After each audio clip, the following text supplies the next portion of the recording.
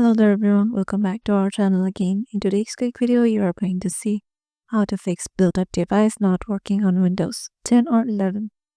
The hack I'm going to show you will work for both of the operating systems. So let's just get right into it. My operating system is Windows 10. So let me just head over to the search icon right here and go to the settings. And in here, you have to go to your, you can search for Bluetooth and other devices settings, head over to it.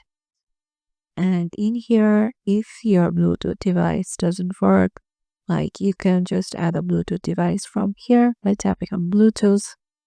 And here, if it doesn't connect, all you can do is just to turn off your Bluetooth and turn it on again. And then there's another way. You can just always restart your laptop or your PC from right here. Once it is restarted, hopefully this problem will be fixed. So yeah, this is how you can do it. Hope this video will help you out and we will see you in the next one.